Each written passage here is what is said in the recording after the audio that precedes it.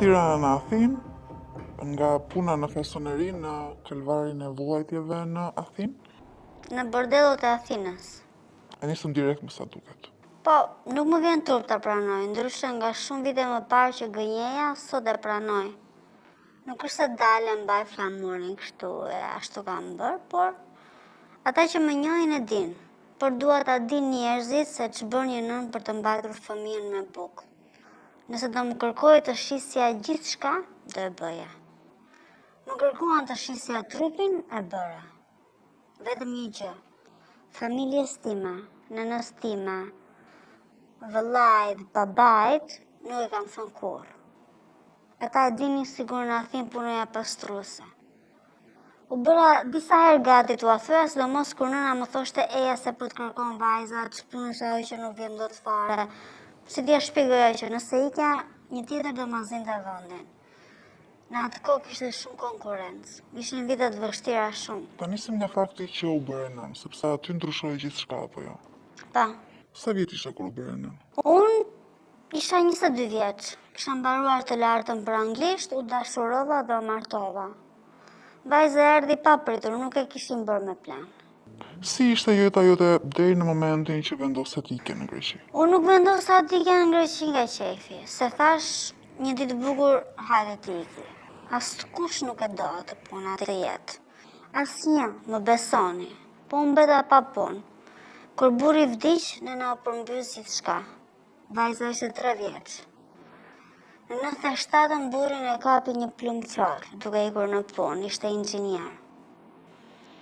Atë ditë kam qenë në punë, jepja kurse private në gjuhën anglishte në një qendër që ishte në Tiranë. Aty e mora vesh lajmin. Sa kishin nisur trazërat e 97-s, qendra mbyll, unë beta pa punë. Vllai kishte ikur në Itali që në 90-ën silte ndonjë lek për prindit, po ai kishte jetën dhe familjen e tij, aq takat kishte, nuk na ndihmonte dot. Se unë pas vdekjes së burrit ika tek shtëpia e prindërve. Nuk e përballoja dot qëra në shtëpi, se ishim me qëra, nuk kishim patur mundësi me 2 rroga. Ai sa kishim ne, kursenin për ta bler, po Zoti kishte plane tjera për ne. E kështu, jeta e vështirë me vajzën e vogël që nuk i bletet asgjë. Nuk putej shpirti kur më kërkonte ndonjë patatin, lëbirse, me çan të shpirti. Ndaj duhet të bëja diçka. Edhe pse diçkaja ishte të shisja trupin. Në ato vite kanë qenë shumë të vështira. E di që të gjithë mund të thonë sot, po pse ajo ishte zgjidhja? Po të gjithë e ka një koment, nëse nuk ecën në këpucët e tjetrit. Unë kisha vetëm 2 prindër në shtëpi, edhe ata në mbijetesë. Ndërsa familja e burrit s'doni t'ja dinin fare për mbesën. Ata kanë qenë kundër martesës son, vetëm sepse unë jam mulate. Asnjëherë nuk më pranuan në shtëpi, edhe kur u martuam ata mohuan e djalë e tyre. Unë akoma sot nuk i harroj sytë e vajzës sime, se si e vendosja në gjumë pa ngrënë. E se si prindrit e mi merrin borxh të komshind, derisa edhe ata nuk e hapnin derën, sepse ishin bërë shumë, nuk i vë faj. As atyre shitësve, që disa faqe borxhe i kishin vetëm ne. Ti më the pak më para se të nisëm intervistën që pas punës dhe kurset e anglishtes, ke punuar edhe në një fasoneri, ndaj edhe unë e nisa nga fasoneria në Kalvarin e Vuajtjeve në Athinë. Po, pas ju mbyll zyra e kurseve, nisa punë në fasoneri. Pa orare, herë na jepni rrogën, herë nuk na jepni, po të paktën një lekë e çoja në shtëpi. Më vonë mbyllë dhe në mbetën në mes të 4 rrugëve. Kërkova edhe më vonë punë, nuk mora rrugën më të lehtë, që do ta mendojnë ca, edhe pse ishte me vështirë, se zakonisht quhet si punë e lehtë, por ja, të shkelësh mbi trupin tënd, karakterin, emrin, dhe të fshish çdo gjurmë të identitetit nuk është e lehtë. Kërkova punë kudo, edhe në për lokale, edhe pse nuk ishin të sigurt edhe në atë kohë, aq më bonte, doja patjetër t'i çoja vajzës bukë në shtëpi. Si shkove në Athinë? Më quan, nuk shkova. Se unë vetë nuk dija rrugët, nuk isha dalë kur jashtë shtetit, po kisha një shoqe. Të vetëm shoqja që kisha patur ndonjëherë se ku paragjykimi i lëkurës më ka ndjekur edhe në shoqëri. Në fasoneri u bëra shoqe me një vajzë, ishte më e re se unë dhe ishte beqare. E kisha edhe afër me shtëpi dhe e takoja her pas here. Një ditë u takuam, më tregoi për njërin që e kishte njeriun e saj dhe që merrte vajza dhe i çonte në Greqi. Me dëshirë, jo me dhunë, as me rëmbim. Edhe ajo e kishte ndarë mendjen do ikte. E më tha që ande kishte shumë mundësi pune, pastruse në shtëpitë e grekëve, po edhe për këto shtëpitë publike. Po për pastruse duhet kualifikim dhe gjua, më tha. Më vonë e kam kuptuar që këtë të pastruses më ka thënë kohë se ata vetëm për pastruse nuk qorin andej. Por mua aq më bënte, nëse ajo do shkonte, të shkoja edhe unë bashkë me të. Më tregonte për shumë raste që ajo i njihte dhe kishin ikur, ndaj nuk e mendova gjatë. Shkova në shtëpi dhe i thash mamit që do iki në Greqi të punoj si pastruse. Edhe pse e dija që vetëm pastruse nuk do bëje. Kisha dëgjuar shumë histori trafikimi dhe e pyeta këtë shoqe se mos ta bëni ndonjë proç. Pra më betua se njihte mirë njeriun që do na çonte dhe nuk kishte asgjë për të friksuar. Plus që në rastet e trafikimit ato ndodhin kur vajzat ikin pa dëshirë, në rastin ton ishim me dëshirë që ndryshonin dhe u qetësova pak. Një tjetër garanci që më dha ishte se në atë shtëpi kishte shumë shqiptare. Të gjitha që kishin vajtur me dëshirën e tyre për një jetë më të mirë dhe se ajo që drejtonte shtëpinë publike, bordello, tash e thoshin atje, ishte shqiptare. Kur shkova e vërtetova të gjitha. Ajo që shoqja ime nuk më tha ishte çfarë do përjetoja atje, por këtë edhe vetë ajo s'kishte si ta dinte sepse s'kishte qenë ndonjëherë. E le vajzën me prindrit dhe vendose të nisesh. Po, e lash vajzën me mamin dhe ika. Para se t'ikja u takova me atë njeriun e asaj shoqes, nuk do ikim të dyja me një rrugë, ajo iku para meje, por u takuam të tre para se ajo t'i ikte. Ai më dha një telefon dhe me atë flisim derisa erdhi koha që edhe unë të ikja. Me atë shoqe nuk u takova më, nuk e di çfarë bëhet me të mbase po të më dëgjoj sot, të më shkruaj. E kam pyetur burrin që më çoi dhe s'më ka dhënë shumë detaje, vetëm më tha që është në një shtëpi tjetër. Nuk e di a ishte e vërtet, se në atë kohë çfarë nuk dëgjoj, po nuk kisha arsye për dyshuar se unë vetë kur shkova atje nuk pata ndonjë problem. Isha e lirë aq sa mund të isha brenda një shtëpie publike, nuk është se më ka goditur asnjëherë, edhe pse kishte vajza që ju bënin bisht punës ose iknin me klientë dhe ato dënoheshin nga bosja. Gruaja që drejtonte shtëpinë publike ishte shqiptare? Po, ishte shqiptare, ishte martuar me greka andej, kishte vite që ishte andej dhe ndihmonte vajzat shqiptare që s'te muashin. Të bënin lek. Megjithatë, kur ato nuk donin, ajo i godiste. Unë nuk dua ta mbroj.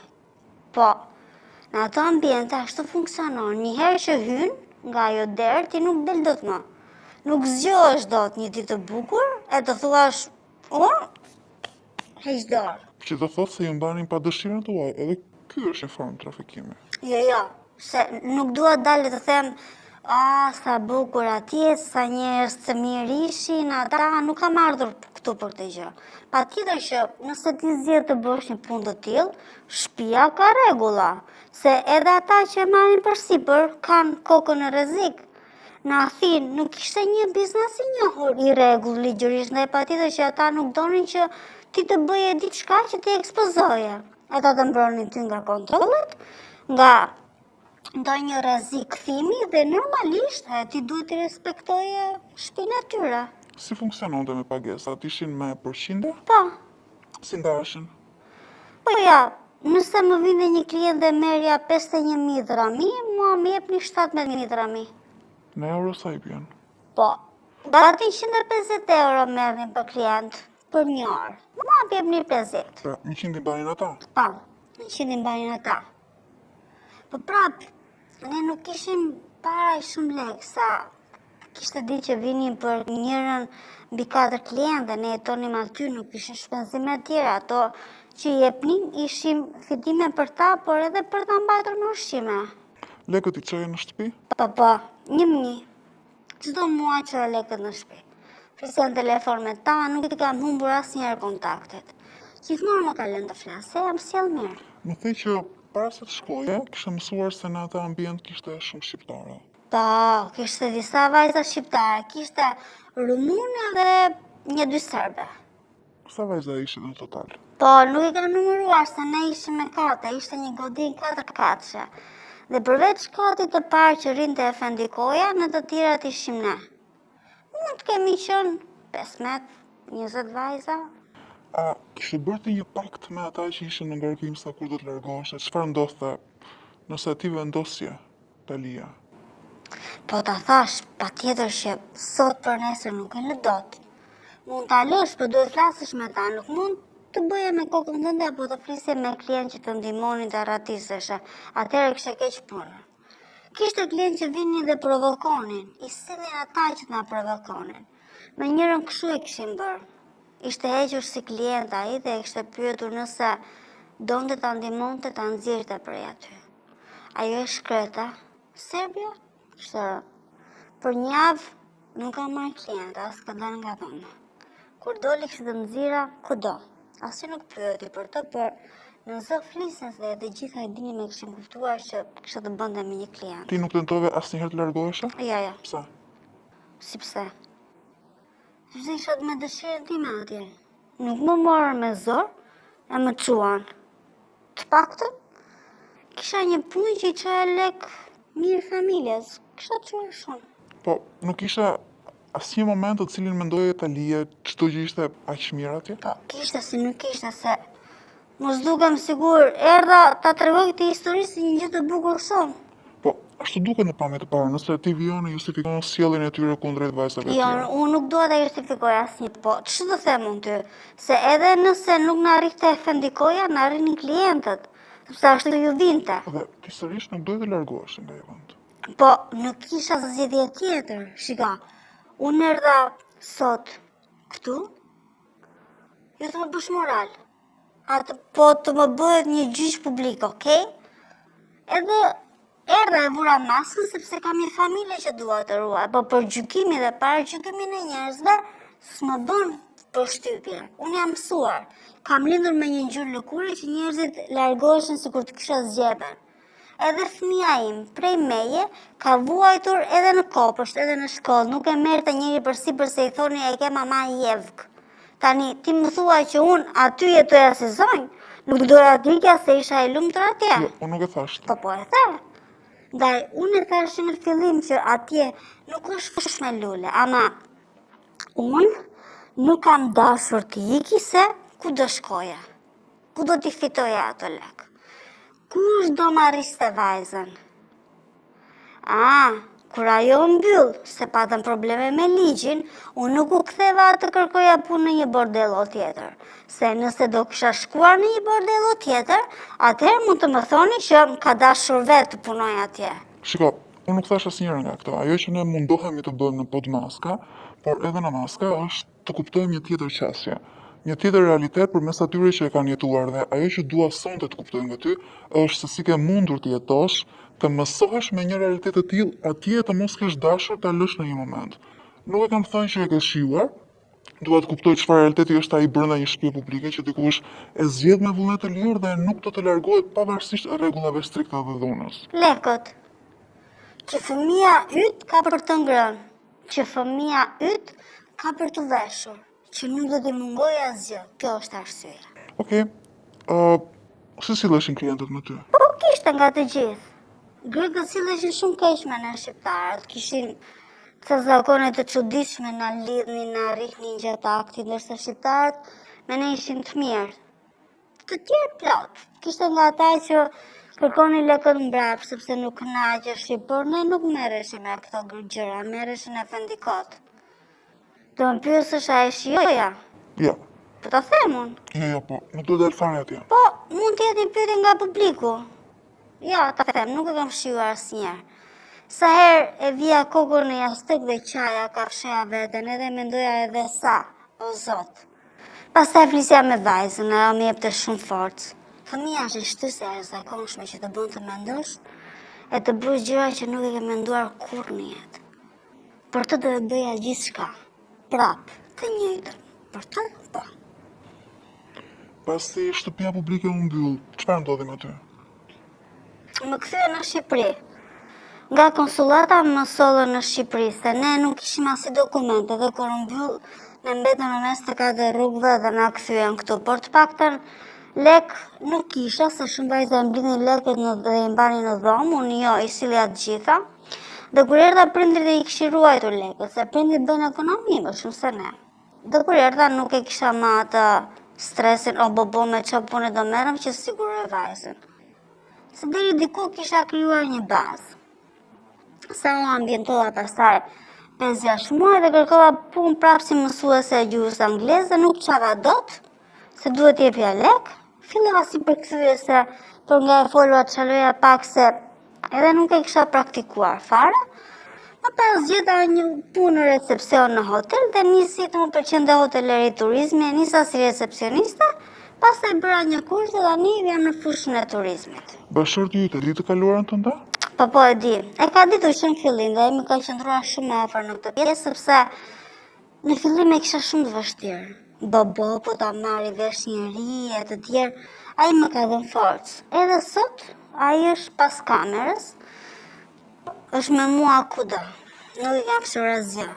Faleminderit që ishe në Podmask. Kaq? Mbaruam. Po, nëse ke diçka tjetër? Mendas do më bëj në pyetje me siklet. Të tipit? Po, që bën me klientët? Kat. Të pëlqen kështu me maskë shpirti? Hajde, më ndihmoni me këtë maskë, se s'e dot.